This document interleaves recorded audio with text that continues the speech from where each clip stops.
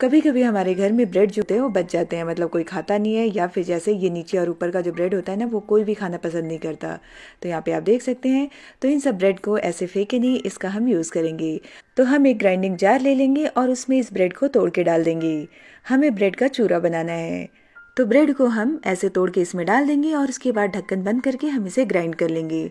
ज़्यादा देर मिक्सर नहीं चलाए, बस 2 या 3 बार ऐसे ग्राइंड कर ले तो इसका एक अच्छा सा पाउडर बन जाएगा। हमें इस ब्रेड क्रम्स को रोस्ट कर लेना है। तो यहाँ पे ये चूरा मैंने बना लिया है। अब हम क्या करेंगे कि गैस ऑन करके एक पैन रखेंगे और उस पैन में इस ब्रेड क्रम्स को डाल देंगे। गैस का फ्लेम मीडियम या फिर लो मीडियम रखें। इसे हम 5 से 7 मिनट तक भून लेंगे। ऐसे ही आप इसे लगातार चलाते रहे ताकि ये जले नहीं। तो नॉर्मल जब भी हम कोई कटलेट या फिर नगेट्स बनाते हैं तो ब्रेड क्रम्स हमें बाहर से खरीद के लाना पड़ता है और कभी कभी वो हमारे एरिया में अवेलेबल भी नहीं रहता। तो बेस्ट तरीका है कि ब्रेड को आप ऐसे ग्राइंड करके और उसके बाद ऐसे रोस्ट कर ले और उसके बाद डब्बे में भर के आप रख दें और महीनों तक इसे आप यूज़ कर सकते हैं। तो ये हमारे मार्केट जैसे ब्रेड क्रम्स रेडी हो चुके हैं। अब हम क्या करेंगे, यहाँ पे गैस को बंद कर देंगे और इसे ठंडा हो जाने देंगे। जब ये ठंडा हो जाएगा तब आप इसे किसी एयरटाइट जार में रख दें और उसके बाद 1 महीने तक आराम से यूज़ कर सकते हैं। तो यहाँ पे आप देख सकते हैं कि ब्रेड क्रम्स कितने सही बने हैं, कितने क्रिस्पी बने हैं। तो जार का ढक्कन बंद करके आप इसे 1 महीने तक आराम से यूज़ करें। कभी कभी फ्रिज में ज़्यादा सामान रख देने से या कटी हुई सब्जियां वगैरह रख देने से फ्रिज से बदबू आने लगती है। तो इसे हटाने का बहुत ही आसान तरीका है। इसे हटाने के लिए आप कोई भी न्यूज़पेपर ले लें, ये पुराना न्यूज़पेपर है, और इसके ऊपर हम पानी ऐसे स्प्रिंकल कर देंगे। मतलब न्यूज़पेपर को हमें थोड़ा गीला कर लेना है। तो ऐसे पानी छिड़क दे इसके ऊपर और इसके बाद इसे ऐसे फोल्ड कर ले, मतलब ऐसे एक बार ऐसे मोड़ ले और इसे अच्छे से गीला कर दें। इस न्यूज़पेपर को हम फ्रिज में रख देंगे। इससे क्या होगा, जितनी फ्रिज की जो बदबू है ना वो न्यूज़पेपर में अब्जॉर्ब हो जाएगी और इसे आप 7-8 घंटे बाद फ्रिज से बाहर निकाल दें। इसके बाद आपके फ्रिज में किसी भी टाइप की बदबू नहीं रहेगी। तो यहाँ पे इसे कोशिश करें कि फ्रिज के सेंटर में रख देने के लिए। तो यहाँ पे इसे रख देती हूँ और 7 से 8 घंटे के लिए आप इसे छोड़ दें। 7-8 घंटे बाद आप फ्रिज को वापस खोलें और उसके बाद ये जो न्यूज़पेपर है वो आप निकाल के फेंक दें। तो फ्रिज से जितनी भी बदबू रहेगी वो निकल जाएगी और फ्रिज आपका फ्रेश हो जाएगा। जब भी हम बाजार से नए स्टील की बर्तन लेके आते हैं तो उसके ऊपर ये जो स्टिकर लगा रहता है इसे निकालना बहुत ही मुश्किल होता है। तो अगर आप इसे स्क्रैच करेंगे तो बर्तन खराब हो जाएगा। तो इसे निकालने का सबसे आसान जो तरीका है कि गैस ऐसे ऑन कर ले और उसके ऊपर इस बर्तन को गर्म कर दे। जैसे ही बर्तन हल्का सा गर्म हो जाएगा हम गैस को तुरंत ऑफ कर देंगे और उसके बाद ये स्टिकर निकाल देंगे। तो बर्तन जो है वो गर्म रहता है, तो इसे किसी चीज से पकड़ के और उसके बाद ऐसे नाइफ से हल्का सा थोड़ा सा ऐसे स्टिकर को निकाले और उसके बाद हाथ से पूरा स्टिकर निकाल दे। और स्टिकर निकालने के बाद ये जो दाग है उससे आप जैसे बर्तन धोएंगे तो वो आसानी से निकल जाएगा। तो है ना बहुत ही आसान तरीका। जब भी हम प्रेशर कुकर में दाल बनाते हैं तो दाल जो है वो सीटी से बाहर निकल जाती है। तो उसका जो सबसे अच्छा तरीका है कि उस चीज़ से कैसे बचा जाए, तो सबसे पहले क्या करें, दाल और पानी डाल दे कुकर में, फिर उसमें हल्दी डाल दे और नमक डाल दे। बिना हल्दी नमक के दाल नहीं उबाले। फिर इसके ऊपर थोड़ा सा तेल डाल देंगे, एकदम 2-4 बूंद तेल डालना है। और उसके बाद ढक्कन में जहाँ से सीटी निकलती है वहाँ पे ऐसे 2-4 बूंद तेल डाल दें। अब आप प्रेशर कुकर को बंद करके हाई फ्लेम, मीडियम फ्लेम, किसी भी फ्लेम पे कितनी भी सीटियां लगाए, दाल जो है वो बिल्कुल बाहर नहीं आएगी। लेकिन एक बात का ध्यान रखिए कि अगर आप मूंग की दाल बना रहे हैं तो गैस का फ्लेम मीडियम रखें। बाकी कोई भी दाल आप हाई फ्लेम पे पका सकते हैं। जब भी हम बाजार से हरी मिर्च लाते हैं तो हरी मिर्च 2 दिन बाद सूखने लगती है। तो इसे सूखने से बचाने के लिए क्या करें कि इसके पीछे की जो डंठल है वो तोड़ के निकाल दें और इसके बाद हम इसे एक एयरटाइट जार में रख के फ्रिज में रख देंगे। तो यहाँ पे मैंने सारी हरी मिर्च की डंठल निकाल दी है। अब हम इसे यहाँ पे एक डब्बे में रख देंगे। तो जो भी आपके पास डब्बा अवेलेबल है आप उसमें रख दें। तो मैं यहाँ पे ये डब्बा यूज़ कर रही हूँ, इसमें मैं हरी मिर्च और लहसुन साथ में रखूंगी। तो यहाँ पे लहसुन भी मैंने छील के रखा है। लहसुन के छीलने के बहुत सारे तरीके आपको पता होंगे। मैं बस इसे गुनगुने पानी में 10 मिनट के लिए छोड़ देती हूँ, उसके बाद छिलका निकाल लेती हूँ। तो यहाँ पे इस डब्बे में एक टिश्यू पेपर का डिवाइडर बना दिया मैंने और उसके बाद एक साइड ये हरी मिर्च और एक साइड ये लहसुन रख दूंगी। टिश्यू पेपर रखने से क्या होता है कि जब डब्बा बंद करेंगे तो इसमें मॉइस्चर होगा। मॉइस्चर जो होता है ना वो टिश्यू पेपर एब्जॉर्ब कर लेगा, तो इसमें पानी नहीं आएगा और ये बहुत दिन तक फ्रेश रहेगा। कम से कम 2 हफ्ते तक ये दोनों बहुत ही फ्रेश रहते हैं। आप ये फॉर्मूला ट्राई करके जरूर देखें। तो इसे आप फ्रिज में रख दें और 15 दिन तक आराम से यूज करें। जब भी हम बाजार जाते हैं तो बहुत सारी हरी सब्जियां एक साथ लेके आते हैं। तो इसे स्टोर करने का जो तरीका है वो मैं आपको बताती हूँ। तो सबसे पहले क्या करेंगे, इनके डंठल को तोड़ लें और उसके बाद ऐसे टिश्यू पेपर ले। आप इसकी जगह न्यूज़पेपर का भी यूज़ कर सकते हैं। हरी सब्जी को आप फ्रिज में रखेंगे तो उसमें नमी आ जाती है, तो टिश्यू पेपर में अगर आप फोल्ड करके रखेंगे तो नमी जो है वो टिश्यू पेपर एब्जॉर्ब कर लेता है और सब्जियां जो है वो फ्रेश रहती है। तो सेम प्रोसेस है, ये सारे पत्ते जो भी आप हरे पत्ते लेके आते हैं उसे ऐसे फोल्ड कर ले। आप इस पेपर किचन टॉवल की जगह चाहिए तो न्यूज़पेपर भी यूज़ कर सकते हैं, उसमें भी ये फ्रेश रहते हैं। तो यहाँ पे ये मैंने इसे फोल्ड कर लिया है। मैं बहुत सारी सब्जियाँ एक साथ लेके आती हूँ और उसके बाद ऐसे रैप करके एक ही डब्बे में बंद करके रख देती हूँ, तो अलग अलग करने की ज़रूरत नहीं होती है। और उसके बाद क्या होता है कि जो सब्जियाँ बनानी हो वो आप निकाल लें और यूज़ कर लें और बाकी सब्जियाँ एज इट इज़ रख दें। तो आप चाहिए तो टिश्यू पेपर को डायरेक्ट ऐसे ही फ्रिज में रख दें या फिर किसी डब्बे में ऐसे एक के ऊपर रख के और उसके बाद ऐसे बंद कर दें। सब्जियों को ज़्यादा दबा के नहीं रखे, बस हल्के हाथों ऐसे रख दे। अब हम इसका ढक्कन बंद कर देंगे और फ्रिज में रख के 10 दिन तक आप इन सब्जियों को एकदम फ्रेशली यूज़ कर सकते हैं। ये सब्जियां 10 दिन तक एकदम हरी रहेगी, कुछ भी खराब होने का कोई चांस नहीं है। जब भी हम मार्केट से कोई नई अचार या फिर जैम का बॉटल लेके आते हैं तो एयर टाइट होने की वजह से वो जल्दी से खुलता नहीं है।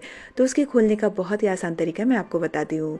तो सबसे पहले इसके ऊपर ये जो सील की हुई प्लास्टिक है वो निकाल ले और उसके बाद ऐसे घुमा के देखिए, अगर ये खुल जाता है तो आसान है आपके लिए, अगर नहीं खुलता है तो यहाँ पे अदरक कूटने वाला ये जो होता है ना, या फिर बेलन, दोनों में से कोई एक चीज़ ले ले या फिर कोई संडासी वगैरह ले ले और उससे ऐसे किनारों पे टैप करें। इससे क्या होगा, जो बॉटल के अंदर वैक्यूम क्रिएट होता है वो निकल जाएगा और उसके बाद ये ढक्कन बहुत ही आसानी से खुल जाएगी। तो यहाँ पे आप देख सकते हैं। अगर आप कुकिंग में नए हैं और प्रेशर कुकर में चावल बनाना आपको नहीं आता है तो सबसे बेस्ट तरीका मैं आपको बताती हूँ।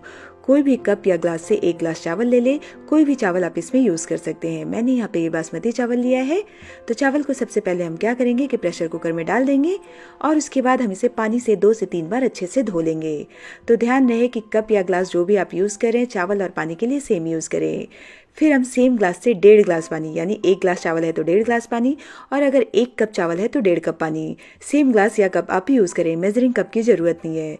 अगर आप मोटा चावल यूज़ करें तो 1.25 ग्लास यानी 1.75 ग्लास पानी यूज़ करें। तो यहाँ पे पानी डाल दिया मैंने।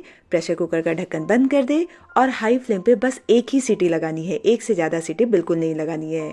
तो यहाँ पे ले चलते हैं इसे गैस की तरफ और यहाँ पे हाई फ्लेम में रखा है मैंने और ये जैसे ही पहले सीटी लगेगी ना गैस को बंद कर देंगे।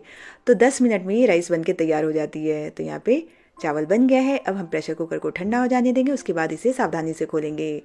तो जैसे ही प्रेशर कुकर ठंडा हो जाएगा इसे हम सावधानी से खोल लेंगे और ये हमारी राइस जो है वो बन के तैयार है। ये आप देख सकते हैं सारे दाने अलग अलग और खिले खिले दिख रहे हैं। आप इसे ऐसे ढक्कन हटा के 10 मिनट छोड़ देंगे तो चावल जो है वो और भी ऐसे पुलाव जैसे दिखेंगे। तो बस 1 ग्लास चावल के लिए 1.5 ग्लास पानी और हाई फ्लेम पे 1 सीटी, है ना बहुत ही आसान तरीका चावल बनाने का। सूजी या रवा को हम ज़्यादा दिन यूज़ नहीं करें तो उसमें कीड़े लग जाते हैं। तो उससे बचने के लिए क्या करें कि सूजी को भून के उसके बाद डब्बे में रख दे। तो सूजी को मैंने यहाँ पे पैन में डाल दिया है। तेल घी किसी चीज़ का नहीं यूज़ करना है, बस इसे 4 से 5 मिनट तक मीडियम फ्लेम पे भून लेंगे और उसके बाद ठंडा करके हम इसे जार में रख देंगे।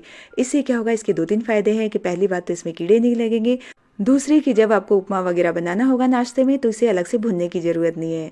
तो यहाँ पे इसे ठंडा कर लेती हूँ और ठंडा करने के बाद इसे वापस हम जार में रख देंगे और उसके बाद आप इसे महीनों तक रखें, इसमें कीड़े नहीं पड़ेंगे और नाश्ता बनाते वक्त आपका टाइम भी बचेगा। अगर आपको सूजी को भूनना नहीं है तो आप उसे फ्रीज़र में रखिए, उससे भी कीड़े नहीं पड़ते हैं। सूजी की तरह आप मूंग दाल को भी भून के ऐसे जार में रख सकते हैं, उससे दाल खराब नहीं होता और जब भुना हुआ दाल आप बनाएंगे ना तो दाल बनने के बाद स्टिकी नहीं लगता है।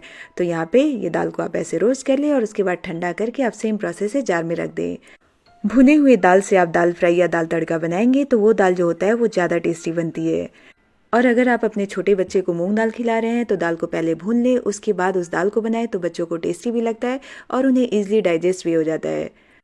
तो सूजी और मूंग दाल को आप हमेशा ऐसे रखें। अगर आपको सुबह के टिफ़िन या नाश्ते में जल्दबाजी है और रोटियां ज़्यादा बनानी है और टाइम कम है तो आप आटे की ऐसे 2-3 लोई एक साथ बना लें। यहाँ पे मैंने 3 रोटी की लोई जो है वो एक साथ बना ली है। इसके बाद क्या करेंगे कि एक एक के ऊपर तेल लगाएंगे, उसके बाद एक दूसरे के ऊपर चिपका देंगे, मतलब 3 रोटी जो है वो हम एक साथ बनाएंगे। तो यहाँ पे इसके ऊपर थोड़ा सा तेल या घी लगा दे, जो भी आपको पसंद है। ये प्रोसेस मैंने अपनी जेठानी से सीखा है। वो जब भी बच्चों की हड़बड़ी होती है ना तो वो हमेशा ऐसे ही बनाती है और बच्चों को फटाफट नाश्ता भी मिल जाता है और टाइम भी बचता है। तो यहाँ पे ये तीनों को मैंने चिपका दिया है, ऊपर वाले में तेल नहीं लगाएंगे। फिर ऐसे इसे ऐसे चपटा कर लेंगे और इसके बाद इसके ऊपर सूखा आटा लगा के जैसे हम रोटी या चपाती रोल करते हैं वैसे इसे रोल कर लेंगे। इसे रोल करते वक्त ध्यान रखिए कि इसे बहुत ज़्यादा पतला नहीं रोल करें, क्योंकि हमें इसमें 3 रोटी है जो अलग अलग करनी है बनने के बाद। तो आप इसे थोड़ा सा मोटा ही रखें, जिससे 3 रोटी जो है वो आराम से निकल जाए। तो यहाँ पे सूखा आटा या मैदा जो भी आप लगा रहे हैं वो लगा लें, और उसके बाद हम इसे रोल कर लेंगे।